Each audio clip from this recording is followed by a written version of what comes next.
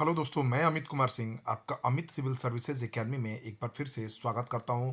दोस्तों, मेरे channel Amit civil services academy पर डेली बिहार करंट अफेयर्स का वीडियो अपलोड होता है, जो आपके BPSC, Bihar SC, Bihar SI सभी एग्जामों के लिए बहुत इंपॉर्टेंट है। दोस्तों देखिए, इस चैनल पर लगभग सभी अखबारों, ठीक है ना, बिहार करंट, हिंदुस्तान, दैनिक जागरण, दैनिक भास्कर, प्रभात खबर, इन सभी के खबरों का निचोड़ मैं आपके लिए लेकर आता हूँ। साथ ही साथ राष्ट्रीय तथा अंतर्राष्ट्रीय घटनाओं के भी हर एक क्वेश्चनों को मैं सम्मिलित करता हूँ। दोस्तों, ये बीपीएससी और बिहार एसएससी, चाहे बिहार के किसी एग्जाम के लिए एक स्पेशल पैकेज के आपके लिए है। इसमें आपको दोस्तों पढ़ लेने के बाद दिन भर का एक भी करंट, वो चाहे बिहार करंट अफेयर्स का हो, चाहे वो राष्ट्रीय अंतर्राष्ट्रीय करंट का अफेयर्स का हो, कोई नहीं छूटेगा। तो दोस्तों, अगर आप चाहते हैं कि आप करंट अफेयर्स की तैयारी किसी भी एग्जाम का कर रहे हो, तो जरूर मेरे इस चैनल को सब्सक्राइब कर लें।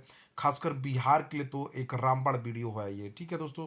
तो स्वेच्छानुसार आप आइए, चैनल को सब्सक्राइब करिए और देखिए। ठीक है, आज का पहला क्वेश्चन हम लोग लेते हैं। पटना के गांधी मैदान में 22 मार्च 2023 को बिहार का कौन सा स्थापना दिवस मनाया गया? देखिए दोस्तों, 22 मार्च 1912 को बिहार जो है बंगाल से पूरी तरह अलग होकर एक अलग बिहार राज्य के रूप में स्थापित हुआ। तो यह 111वां स्थापना दिवस बिहार का मनाया जा रहा है 2023, 22 मार्च 2023 को, ठीक है। सीएम नीतीश कुमार ने बिहार दिवस मनाने की पहल 2010 से शुरू की है। 22 मार्च 2023 बिहार की थीम युवा शक्ति बिहार की प्रगति पर मनाया जा रहा है।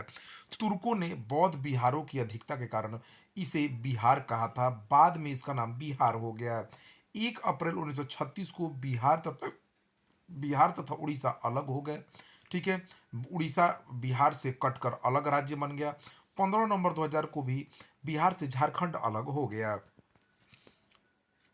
मुख्यमंत्री नीतीश कुमार ने बिहार दिवस के अवसर पर बोलते हुए बहुत सारी बातें बताई। उन्होंने उन्होंने कहा कि बिहार की प्रति व्यक्ति आय 54,383 रुपये, जबकि भारत की प्रति व्यक्ति आय 1.5 लाख रुपए है। बिहार दिवस के अवसर पर आनंद कुमार जो गणितज्ञ हैं, उनको सम्मानित किया गया है। धीरज कुमार जो एक साहसी व्यक्ति है, उसने एक बच्चे को घड़ियाल से बचाया था, ठीक है। ज्योति कुमारी जो लॉकडाउन में अपने पिता को बैठाकर दरभंगा तक 1200 किलोमीटर यात्रा तय कर कर आई, उनको सम्मानित किया गया। और पल साक्षी जो कम उम्र में चैरिटी गीत गाकर गरीब बच्चों के लिए पैसा जमा कर रही हैं, तो इन चार व्यक्तियों को सम्मानित किया बिहार के मुख्यमंत्री ने। 2006 से बिहार में महिलाओं के लिए 50% आरक्षण पंचायती राज व्यवस्था में लागू है, ठीक है। वो पंचायत के चुनाव में 50% आरक्षण लागू किया गया है।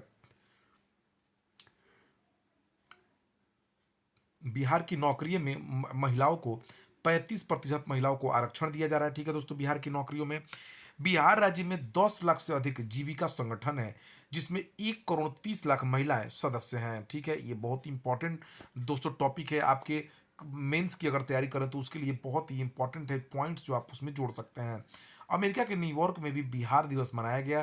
3 लोगों को बिहार विश्व गौरव सम्मान से सम्मानित किया गया है। 2013 में पुलिस बहाली में महिलाओं को 35% आरक्षण मिलने के बाद पुलिस महिलाओं की संख्या बढ़कर 29,175 हो गई है। तो ये कुछ आंकड़े हैं जो बिहार दिवस के अवसर पर हमारे मुख्यमंत्री ने गिनाए हैं कि बिहार कैसे विकसित और विकासशील बनते जा रहा है। तो दोस्तों, ये जरूरी है।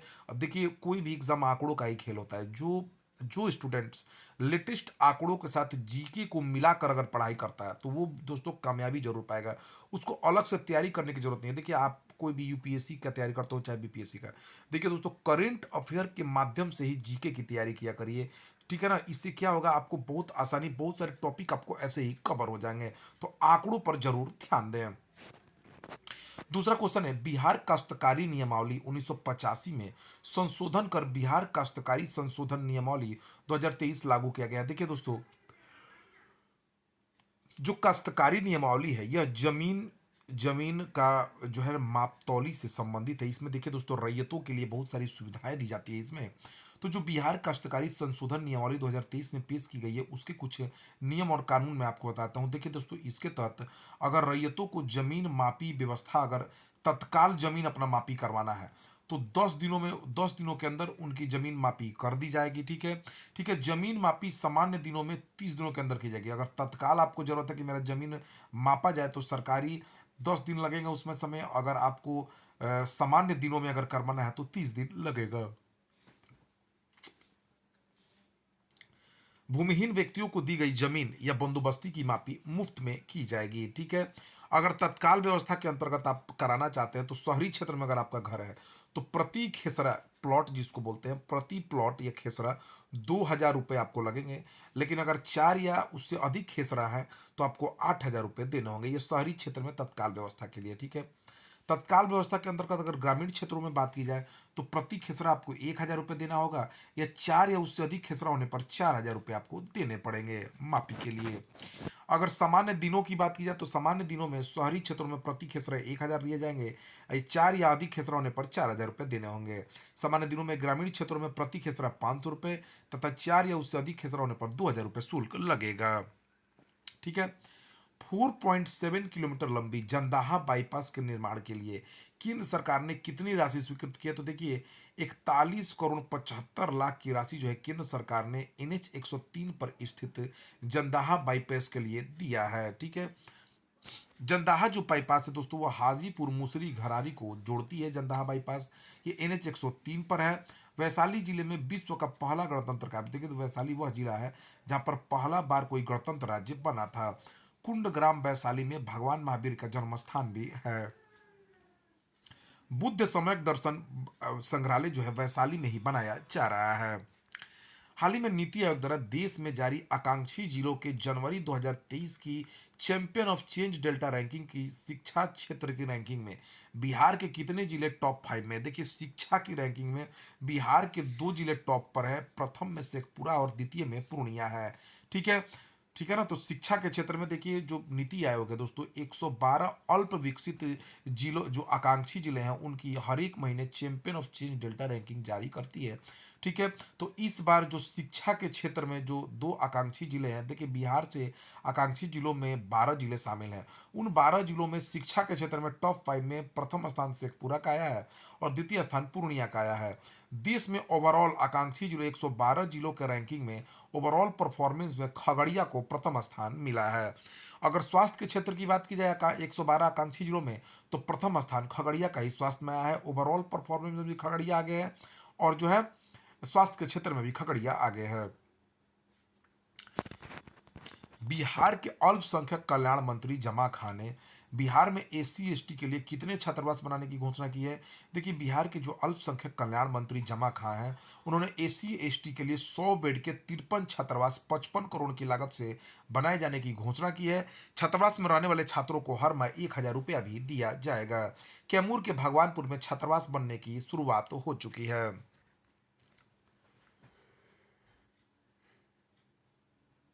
बिहार के किस जिले के गुरारू गांव में चेचक से महामारी फैल गई है? तो देखिए दोस्तों, बिहार के गुरारू गांव, जो गया का गुरारू गांव है, वहां पर एक महादलित टोला है जहां पर चेचक ने महामारी का रूप ले लिया है। WHO की टीम यहां पर पहुंच रही है इसको फैलने से रोकने के लिए। बिहार में PM गति शक्ति योजना के तहत किन 2 स्थानों के बीच नई रेल लाइन बनाई जाएगी? देखिए, PM गति शक्ति योजना के तहत गंगा नदी पर एक पुल बनाकर 40 किलोमीटर लंबी नई रेल लाइन विक्रमशिला और कटरिया के बीच बनाई जाएगी। इससे उत्तर बिहार तथा पूर्वोत्तर के बीच सामान तथा सीमेंट की आवाजाही क्या होगी दोस्तों? बढ़ जाएगी। तो कहाँ पर दोस्तों? विक्रमशिला से कटरिया के बीच एक पुल बनाया जाएगा गंगा नदी पर और 40 किलोमीटर लंबी नई रेल लाइन बिछाई जाएगी। बिहार के अस्पतालों में अब आर्टिफिशियल इंटेलिजेंस का उपयोग कर मरीजों का जांच और इलाज किया जाएगा, ठीक है। PMCH में medical education and anatomy lab स्थापित किया जाएगा, ठीक है। आर्टिफिशियल इंटेलिजेंस से किडनी, लीवर, कैंसर जैसे ऑपरेशन के इलाज में 3D व्यू देखकर मरीजों का जो शरीर में प्रॉब्लम है, किस स्थान पर सर्जरी करना है, उसको पहले ही देखा जा सकता है। आर्टिफिशियल इंटेलिजेंस तकनीक बिहार के 4 अस्पतालों में शुरुआत की जा रही है इसकी। सदर अस्पताल वैशाली में, गुरु गोविंद सिंह अस्पताल पटना सिटी में, IGMS पटना में और PMCH पटना में। 23 मार्च को डॉक्टर राम मनोहर लोहिया, जो भारत के स्वतंत्रता सेनानी, प्रखर चिंतक, समाजवादी राजनेता की जयंती मनाई गई है। इनका जन्म कहाँ हुआ था दोस्तों? तो ये अंबेडकर नगर उत्तर प्रदेश के रहने वाले थे। डॉक्टर राम मनोहर लोहिया बिहार के पूर्व विधानसभा उपाध्यक्ष भी रहे हैं तथा बिहार सरकार में वो मंत्री भी रह चुके हैं। हाल ही में एक रिपोर्ट के अनुसार बिहार में युवाओं की कुल आबादी कितनी है। देखिए बिहार में भारत के महानिबंध के आंकड़ों अनुसार बिहार की कुल आबादी 11 करोड़ में लगभग 43% युवा अर्थात 5.25 करोड़ युवा हैं। 15 से 40 वर्ष तक में 2.7 करोड़ लड़के तथा 2.54 लड़कियां हैं 15 से 40 वर्ष की आयु में। वर्ष 2035 तक बिहार पूरे देश में सर्वाधिक युवा वाले प्रदेशों में शुमार होगा। पूरे देश में 2035 तक सबसे ज्यादा युवा बिहार में होंगे। सांख्यिकी मंत्रालयों के आंकड़ों के अनुसार बिहार की श्रम बल भागीदारी 42.2% है, जबकि पूरे देश की श्रम बल भागीदारी 58.4% है। बिहार में सबसे ज्यादा रोजगार कृषि एवं सहवर्ती क्षेत्र में लगभग 47% है, उद्योग क्षेत्र में 25% तथा सेवा क्षेत्र में 28% रोजगार है। 2031 तक बिहार 100% साक्षरता दर प्राप्त करने वाला राज्य बन जाएगा। बिहार सरकार ने उच्चतर शिक्षा के लिए अभी तक 2.34 लाख छात्रों को 3400 करोड़ 4% ब्याज पर रुपए पर ऋण उपलब्ध कराया है तथा छात्राओं को 1% ब्याज पर ऋण उपलब्ध कराया है। बिहार कौशल विकास मिशन के तहत राज्य में कुल 2731 के 21 केंद्र चल रहे हैं, जिनमें 18.26 लाख युवा कौशल दक्षता ग्रहण कर रहे हैं। मुख्यमंत्री उद्यमी योजना के तहत 3 वर्षों में 24,000 निवेशकों को 50% अनुदान पर 10 लाख का ऋण दिया गया है। बिहार के ग्रामीण इलाकों में आगजनी की घटनाओं को रोकने के लिए किसकी स्थापना की जाएगी। देखिए बिहार के ग्रामीण इलाकों में आगजनी की घटनाओं को रोकने के लिए फायर बूथ की स्थापना की जाएगी। ग्रामीण क्षेत्रों में फायर बूथों का निर्माण गांव के स्तर पर होगा। यहां पर अग्निशमन उपकरण रखे जाएंगे। इसमें युवाओं को भी जोड़ा जाएगा। बिहार के ग्रामीण विकास मंत्री अभी श्रवण कुमार हैं। हाल ही में बिहार की ब्रह्म ऋषि अनिल राय की पार्टी राष्ट्रीय दल यूनाइटेड ने अपना विलय किस पार्टी में कर लिया है। देखिए हाल ही में बिहार की जो एक पार्टी थी जिसका नाम राष्ट्रीय दल यूनाइटेड था, जो ब्रह्मश्री अनिल राय की पार्टी थी, उन्होंने अपना विलय पप्पू यादव की पार्टी जन अधिकार पार्टी में अपना विलय कर लिया है। बिहार में कहां पर हॉकी के दो एस्ट्रो टर्फ मैदान बनाए जाएंगे। देखिए पटना के राजेंद्र नगर तथा एकलव्य स्पोर्ट स्कूल शास्त्री नगर के खेल मैदान में हॉकी का एस्ट्रो टर्फ मैदान बनाया जाएगा। बिहार राज्य खेल प्राधिकरण के महानिदेशक रविंद्रन रविंद्रन शंकरन ने इसकी घोषणा की है। तो पटना में दो हॉकी के टर्फ मैदान बनाए जाएंगे, एस्ट्रो टर्फ मैदान। महिला विश्व मुक्केबाजी चैंपियन में किन दो भारतीय खिलाड़ियों ने सेमीफाइनल में पहुंचकर पदक पक्का किया। तो देखिए हरियाणा की 22 वर्षीय नीतू गंगहास ने पदक पक्का किया और पहला मुकाबला खेल रही स्वीटी बुरा ने भी पहला पदक पक्का किया। इसके साथ साथ मुक्केबाजी में निखरत जहीन ने भी एक पदक पक्का किया है। तो 3 खिलाड़ियों ने पदक पक्का किया है दोस्तों, हरियाणा की नीतू गंगास और जो है स्वीटी बुरा है, और एक है दोस्तों कौन है, निखरत जहीन। बिहार महिला फुटबॉल टीम की कप्तान कौन बनी है। तो पटना की रहने वाली सोनिया कुमारी को बिहार महिला फुटबॉल टीम का कप्तान बनाया गया है। बेंगलुरु में आयोजित 27वीं हीरो सीनियर महिला नेशनल फुटबॉल चैंपियनशिप के लिए बिहार महिला टीम की घोषणा हुई है। बिहार महिला फुटबॉल टीम की कप्तान सोनिया कुमारी पटना की बनाई गई हैं और बिहार फुटबॉल संघ के सचिव सैयद इम्तियाज हुसैन हैं। आईसीसी वनडे रैंकिंग में नंबर 1 गेंदबाज कौन बने। देखिए जॉस हुजलवुड जो ऑस्ट्रेलिया के हैं, उन्होंने जो मोहम्मद सिराज थे उनको पहले स्थान से हटाकर पहला स्थान प्राप्त किया आईसीसी वनडे रैंकिंग में। देखिए दोस्तों हाल ही में जो 3 वनडे की सीरीज थी, 3 वनडे की जो सीरीज श्रृंखला थी भारत और ऑस्ट्रेलिया के बीच हुई, जिसमें ऑस्ट्रेलिया ने भारत को लास्ट वनडे में हराकर सीरीज को जीत लिया है। भारत के तीसरे चंद्र अभियान चंद्रयान तृतीय और देश के पहले सौर अभियान आदित्य एल प्रथम का प्रक्षेपण कब किया जाएगा। देखिए भारत के तीसरे चंद्र अभियान चंद्रयान तृतीय और देश के पहले सौर अभियान आदित्य एल प्रथम का प्रक्षेपण जो होगा जून 2023 तक होगा। ठीक है, 2023 के मध्य में आदित्य एल प्रथम का प्रक्षेपण किया जाएगा, जो देश का पहला सौर अभियान है। ठीक है, आदित्य एल प्रथम सूरज के जरिए मौसम के बदलाव की अहम सूचना भी देगा। ठीक है, इसरो के प्रमुख एस सोमनाथ हैं। इसरो चंद्र मिशन के लिए जापान एरोस्पेस एक्सप्लोरेशन एजेंसी से समझौता किया है। इस मिशन के लिए चंद्रयान मिशन के लिए लैंडर जापान द्वारा बनाया जा रहा है। इस मिशन को जापानी रॉकेट का उपयोग करके लॉन्च किया जाएगा। किस देश ने बैलिस्टिक मिसाइल दागकर दक्षिण कोरिया पर कृत्रिम परमाणु हमला किया है। तो देखिए उत्तर कोरिया का जो तानाशाह है किम जोंग उन, वो आजकल परमाणु हथियारों को बढ़ावा देने की कोशिश कर रहे हैं। इसी कड़ी में उन्होंने दक्षिण कोरिया पर अप कृत्रिम परमाणु हमला मिसाइल से किया है। ठीक है। तो उत्तर कोरिया की राजधानी प्योंगयांग है। सर्वोच्च नेता किम जोंग उन है, तानाशाह कहलाते हैं। ये मुद्रा उत्तर कोरियाई वान है। दक्षिण कोरिया की राजधानी सियोल है। प्रधानमंत्री हान डक्सू है। मुद्रा दक्षिण कोरियाई यान है। सड़कों की खुदाई से दूर संचार कंपनियों को होने वाले नुकसान से बचाने के लिए पीएम मोदी ने कौन सा ऐप लॉन्च किया है? तो पीएम मोदी ने, देखिए दोस्तों, अगर रोड की खुदाई होती है तो जो दूर संचार कंपनियां बीएसएनएल हो चाहे जियो हो, उन्होंने अपना केबल जो है जिससे संचार व्यवस्था चलता है उसको जमीन के अंदर 10 फीट नीचे उसको लेके जाते हैं।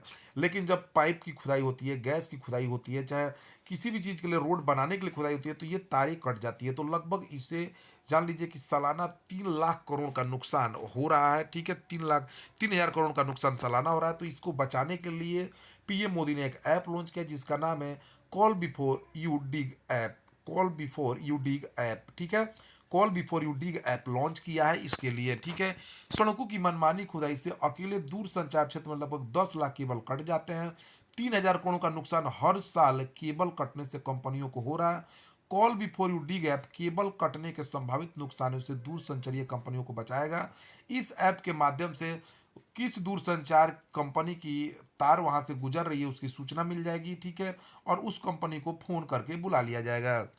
पीएम मोदी ने कहां पर अंतर्राष्ट्रीय दूरसंचार संघ के नए क्षेत्रीय कार्यालय और नवाचार केंद्र का उद्घाटन किया? तो नई दिल्ली में जो है पीएम मोदी ने नए क्षेत्रीय कार्यालय, अंतर्राष्ट्रीय दूरसंचार संघ का और नवाचार केंद्र का उद्घाटन किया है। इस अवसर पर दोस्तों पीएम मोदी ने भारत में 6G का ऐलान किया। उन्होंने बताया कि भारत 6G दृष्टि पत्र का भी अनावरण उन्होंने किया है। इसके साथ ही भारत में 6G का भी आगाज हो गया तथा 6G अनुसंधान और विकास केंद्र का भी शुरुआत उन्होंने किया है। पीएम मोदी ने 100 5G लैब स्थापित करने की भी घोषणा की है। केंद्रीय दूरसंचार सह रेल मंत्री अश्वनी वैष्णव ने कहा है कि देश के पास 6G टेक्नोलॉजी के लिए 127 से अधिक वैश्विक पेटेंट हैं। केंद्र सरकार ने आधार कार्ड तथा वोटर आईडी लिंक कराने की समय सीमा बढ़ाकर कितनी कर दी है? तो 31 मार्च 2024 तक आधार कार्ड तथा वोटर आईडी कार्ड को लिंक कराया जा सकता है।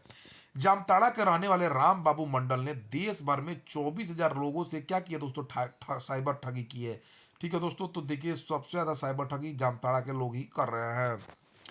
हर एक लाइसेंसधारी बंदूकों पर यूआईएन नंबर दर्ज होता है। ये यूनिक आइडेंटिफिकेशन नंबर होता है दोस्तों। लेकिन तभी भी बिहार में 603 लोगों के पास ही एक ही यूआईएन नंबर पर 2 से अधिक शस्त्र लाइसेंस है। ठीक है दोस्तों, अमेरिकी राष्ट्रपति जो बाइडेन ने किस भारतीय अमेरिकी को नेशनल मेडल ऑफ आर्ट्स या ह्यूमैनिटी मेडल से, नेशनल ह्यूमैनिटी मेडल से सम्मानित किया है? या मानविकी मेडल भी इसको बोल सकते हैं, सम्मानित किया? तो मिंडी कलिंग को। ठीक है, जो बाइडेन ने national medal of art, humanity medal से या मानविकी मेडल से सम्मानित किया है। तो ये जो बाइडेन ने मिडिंग कलिंग प्राइम टाइम सिटकॉम बनाने, लिखने और अभिनय करने के लिए ये पहली अश्वेत महिला है। किस राज्य सरकार ने right to health bill pass कर इमरजेंसी में इलाज का पैसा भी मरीजों को देने की घोषणा की है? देखिए दोस्तों, जो है राइट टू हेल्थ यानी स्वास्थ्य का अधिकार देने वाला पहला राज्य कौन बना है दोस्तों? राजस्थान बना है। इस योजना के लागू होते ही अगर इमरजेंसी में कोई इलाज करा रहा है, उसके पास पैसा नहीं है, तो उसका भी पैसा राजस्थान सरकार देगी। ठीक है, राजस्थान के सीएम अशोक गहलोत है। राजस्थान के राज्यपाल कलराज मिश्र है। किस राज्य ने अपने यहाँ मीडिया कर्मियों की सुरक्षा के लिए मीडिया कर्मी सुरक्षा विधेयक पेश किया है? महाराष्ट्र के बाद पत्रकारों के प्रति सुरक्षा लागू करने वाला दूसरा राज्य जो है छत्तीसगढ़ बना है। छत्तीसगढ़ सरकार ने छत्तीसगढ़ मीडिया कर्मी सुरक्षा विधेयक पेश किया है। छत्तीसगढ़ के सीएम भूपेश बघेल है। छत्तीसगढ़ के राज्यपाल विश्वभूषण हरिचंदन है। हाल ही में इस संयुक्त राष्ट्र वर्ल्ड वाटर डेवलपमेंट रिपोर्ट 2023 के अनुसार विश्व की कितनी आबादी के पास सुरक्षित पेयजल उपलब्ध नहीं है? तो दुनिया की 26% आबादी दोस्तों, लगभग 2 अरब लोगों के पास साफ पानी नहीं है। वो गंदा पानी पीने के लिए मजबूर हैं। 46% लोग, लगभग 3.6 अरब लोग बुनियादी स्वच्छता से वंचित हैं। मतलब वो लोग कचड़े में रहने के लिए बेबस हैं। 14 लाख लोगों की मौत हाथ नहीं धोने से हो जा रही है। पानी का इस्तेमाल 1% प्रति वर्ष की दर से बढ़ रहा है। ठीक है, 44% घरेलू अपशिष्ट जल का उपचार नहीं हो रहा है। 70% पानी का इस्तेमाल कृषि क्षेत्र में हो जा रहा है। 80% अपशिष्ट जल बिना उपचार के नदियों में छोड़ दिया जा रहा है, जिसके कारण नदियां प्रदूषित हो रही हैं। 27 वर्षों में 80% जो है बढ़ जाएगी पानी की मांग। 2016 तक 93 करोड़ वैश्विक आबादी पानी से वंचित रही है। 2050 तक 2.4 अरब लोग पानी से वंचित रह जाएंगे। एशिया में करीब 80% आबादी जल संकट से जूझ रही है। हुरून ग्लोबल रिच लिस्ट के अमीरों की लिस्ट टॉप 10 में शामिल होने वाले इकलौते भारतीय कौन बने हैं? तो ये मुकेश अंबानी है दोस्तों। हुरून ग्लोबल रिच लिस्ट में 9वें स्थान पर मुकेश अंबानी है। ठीक है, मुकेश अंबानी $82 बिलियन नेटवर्थ के साथ लगातार तीसरे साल सबसे धनी एशियाई बने हैं। भारत के साइरस पूनावाला जो सीरम इंस्टीट्यूट ऑफ इंडिया के संस्थापक हैं, वो तीसरे नंबर पे हैं। भारत के दूसरे अमीर गौतम अबानी अडानी हैं, जिनका $53 अरब उनकी संपत्ति है। चौथे नंबर पर शिव नादर है, शिव नादर तथा परिवार है, जिनके पास $27 अरब है। पांचवें नंबर पर दोस्तों कौन है? पांचवें नंबर पे आ जा रहे हैं हम लोग, 1 मिनट रुक जाइए। पांचवें नंबर पे कौन अमीर है उनकी भी जानकारी हम लोग ले लेते हैं। देखिए, पांचवें नंबर पे लक्ष्मी मित्तल है $20 अरब के साथ। ठीक है, बर्नार्ड अर्नोल्ट एवं परिवार $202 बिलियन के साथ प्रथम स्थान पर है। दूसरे स्थान पर एलन मस्क हैं। हाल ही में पाकिस्तान व अफगानिस्तान में कितनी तीव्रता के साथ भूकंप आने से 12 लोगों की मौत हो गई है? तो दोस्तों 6.8 तीव्रता का भूकंप था, जिसके कारण पाकिस्तान और अफगानिस्तान में 12 लोगों की मौत हो गई है। दिल्ली में भी इसका असर देखा गया है। पाकिस्तान के पीएम शहबाज शरीफ है, पाकिस्तान के राष्ट्रपति आरिफ अलवी हैं।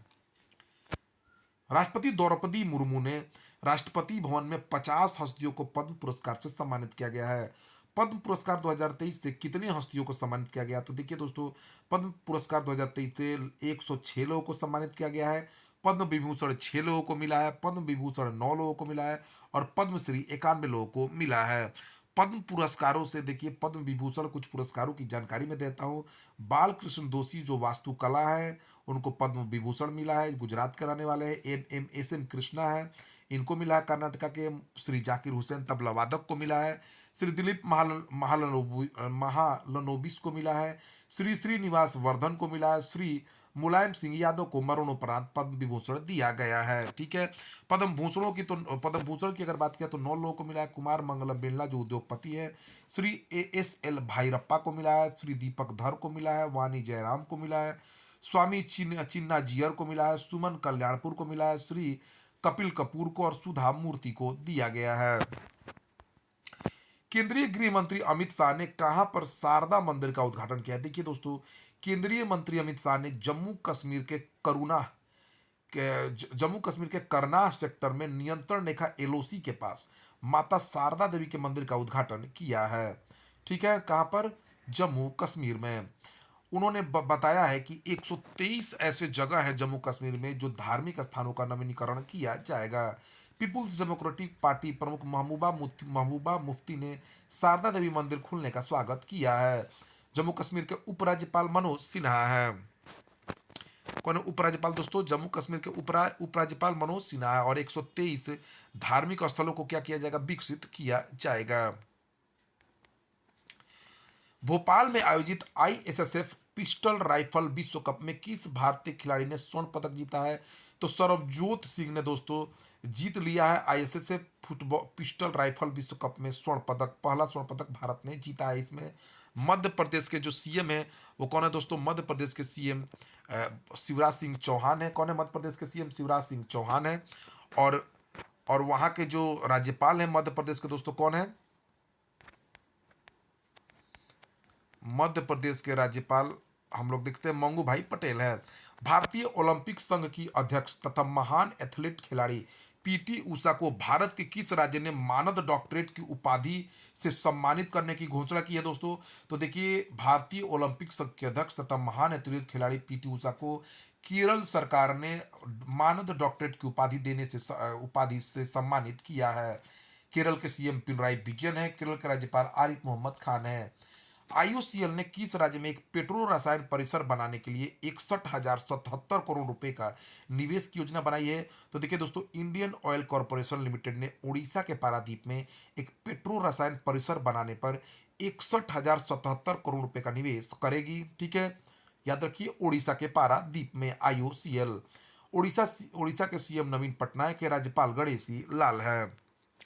किस देश के वैज्ञानिकों ने सिर पर पहने जाने वाली बायोसेंसर डिवाइस विकसित की है, जिसके द्वारा इंसान के विचारों को पढ़कर रोबोट व कृत्रिम अंग काम करेंगे? तो ऑस्ट्रेलिया की यूनिवर्सिटी ऑफ टेक्नोलॉजी सिडनी के वैज्ञानिकों ने ऐसी डिवाइस विकसित की है जिसके द्वारा इंसान के विचारों को पढ़कर रोबोट और कृत्रिम अंग काम करेंगे।